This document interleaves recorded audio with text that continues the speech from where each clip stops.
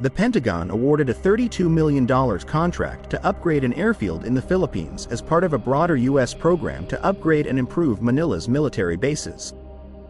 Funded under the Pacific Deterrence Initiative, a plan to counter China throughout the Indo-Pacific through the construction of infrastructure and investment into regional partners. Basa Air Base is set to receive a 625,000 square foot parking apron capable of hosting up to 20 aircraft. The contract stated that the project aimed to strengthen the infrastructure at the base, which was deemed to be insufficient for training activities between the U.S. and Philippine forces. According to the award, Acciona CMS Philippines LLC prevailed over 4 other proposals for the construction of a parking apron, shoulders, and taxiway at Basa. Funding for the project comes from the Air Force's fiscal year 2021 and 2024 military construction budgets, coming in at $3.5 million and $29.4 million respectively. The award further added that the airfield upgrade is set to be completed by July 2026.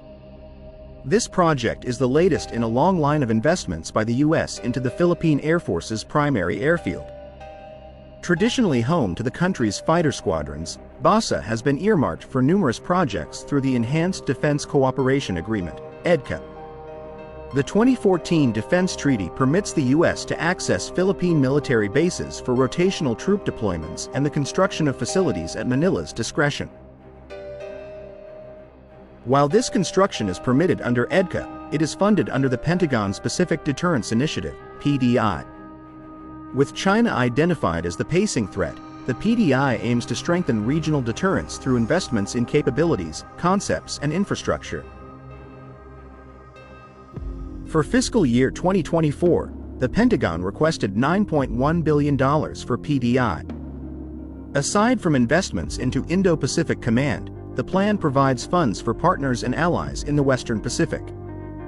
Bases and airfields in Australia and the Northern Mariana Islands are also receiving PDI funds. For Basa's improvements, the U.S. Air Force claims that these investments are necessary to sustain efforts to help train and modernize their Philippine counterparts. And while budgetary documents state the Philippine Air Force is currently conducting modernization efforts at Basa, it does not have aircraft parking apron space sufficient for United States aircraft. Originally covering 5 military bases across the Philippine archipelago, the agreement was expanded to 9 in 2023. Of the $82 million invested into EDCA sites between 2014 and 2023, $66 million has been used for projects at Basa. These projects include a humanitarian assistance warehouse, runway renovation, and command facilities. Previously reported that the Marine Corps deployed unarmed MQ-9A Reaper drones to Basa to provide reconnaissance and surveillance in support of the development of intelligence sharing between U.S. and Philippine forces. While the number of drones deployed to Basa was not specified, it should be noted that containers used to transport the drones can be seen behind the base's Air Defense Alert Command hangars via open-source imagery.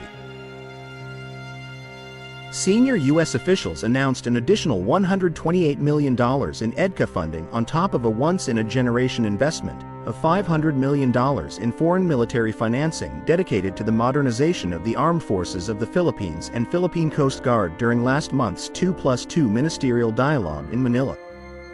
According to a statement, the new funding covers projects across 7 of the 9 total EDCA sites. Both countries have claimed that EDCA aids Philippine military modernization through the construction of new infrastructure and more training activities with U.S. forces.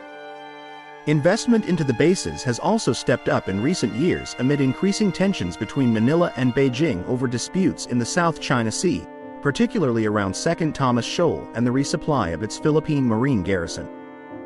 Constructed shortly before World War II and used by U.S. and Imperial Japanese forces throughout its history, Basa today is home to the Philippines' only fighter squadron of 12 Korean-made FA-50PH Fighting Eagles. These fighters form the core of the country's limited air defense capability and train with their U.S. counterparts every year. In 2023, these jets trained for the first time with F-22 Raptors, marking the first time a U.S. Air Force 5th-generation fighter arrived in the country.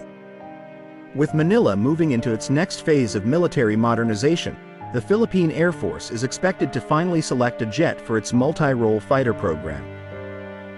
While the government has indicated its choice for the Swedish JAS 39 Gripen, the American F-16 Fighting Falcon remains a top pick for many Philippine officials.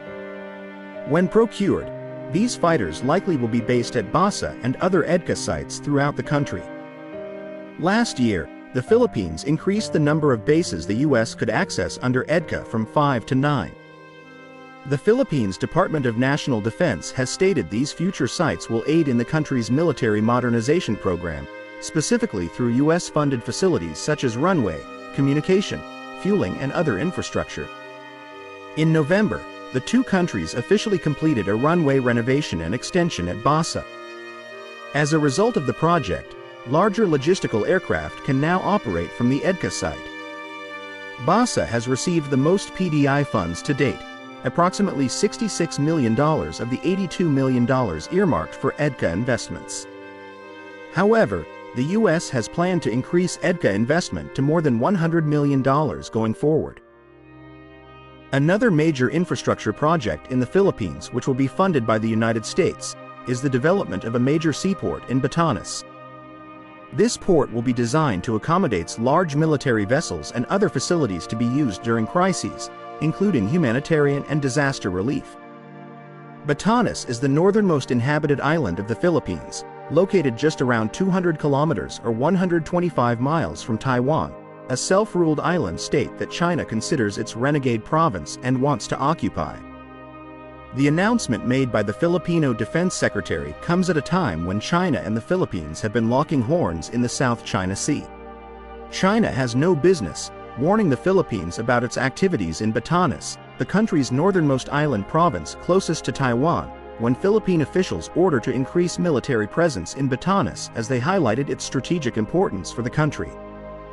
This was the reaction of the Philippines after China questioned about the development. The decision to boost troops and expand infrastructure at Batanes Islands seems to be a part of that ambitious strategy. The Bashi Channel, which runs between Batanes and Taiwan, is a crucial choke point for ships traveling between the Western Pacific and the disputed South China Sea and is likely to be used by China in case of hostilities.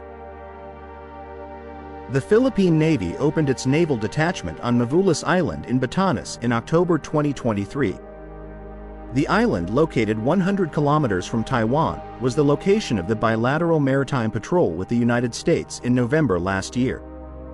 Meanwhile, the Philippines had opened a Coast Guard post in the country's far north island of Itbayat to boost security following China's military buildup near Taiwan over the past 2 years.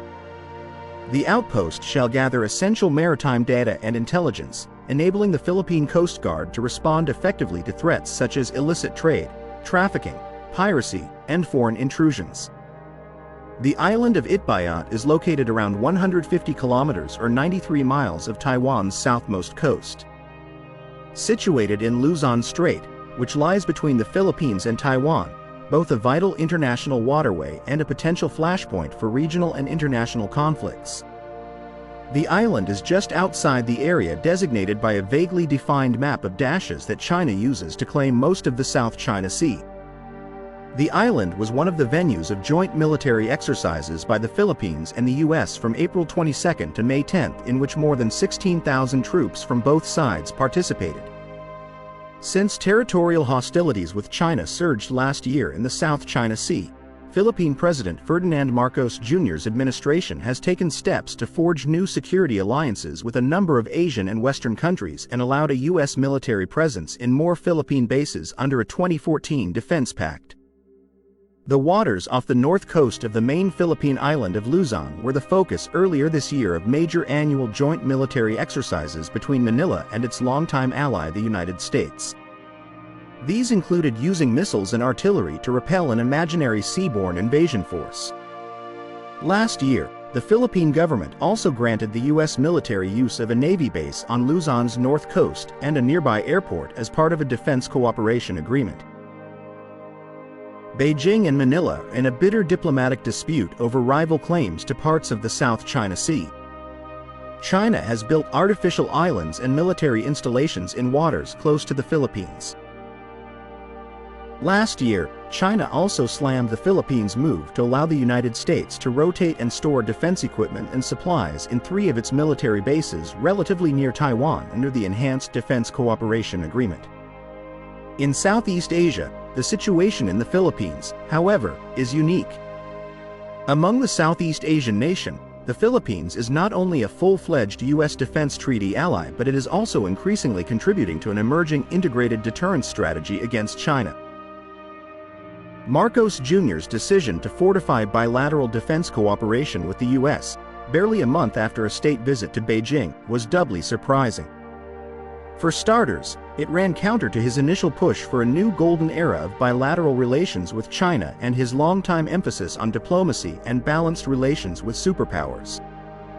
But even more surprising has been his decision to expand the parameters of the EDCA with a northern orientation toward Taiwan rather than a western one towards the South China Sea, where Manila and Beijing are at heated loggerheads over contested territories and features. The bulk of the new bases under the expanded EDCA are located in northernmost Philippine provinces, namely Cagayan and Isabela, which are notably distant from the South China Sea theater. Crucially, the two allies have also expanded joint exercises with a growing focus on the Philippines' northern shores. Philippine authorities maintain that any cooperation with the Pentagon is primarily geared toward economic and civilian purposes. The port in Batanes, for instance, is supposed to enhance connectivity between the relatively isolated province, surrounded by rough seas and regularly battered by monsoons, and the rest of the Philippines. As for facilities in other northern Philippine provinces, authorities insist that any U.S. support or rotational presence will be primarily for humanitarian assistance and disaster relief operations. But those facilities could also be dual use. For instance, EDCA facilities built for potentially housing humanitarian assistance and disaster relief operations-related hardware such as cargo planes could also, in theory, host fighter jets and more offensive-oriented weapons systems. Beijing will see any U.S. move to build up ports and facilities, overtly military ones or ostensibly civilian ones, in the Indo-Pacific as a hostile act, as they can also be used to support any potential U.S. intervention over a Chinese use of force against Taiwan as hostile. In particular, China fears that the U.S. is trying to build an island chain of dual-purpose facilities around Taiwan to more effectively respond to any potential contingency over the self-ruling island that China views as a renegade province that must eventually be reunified with the mainland.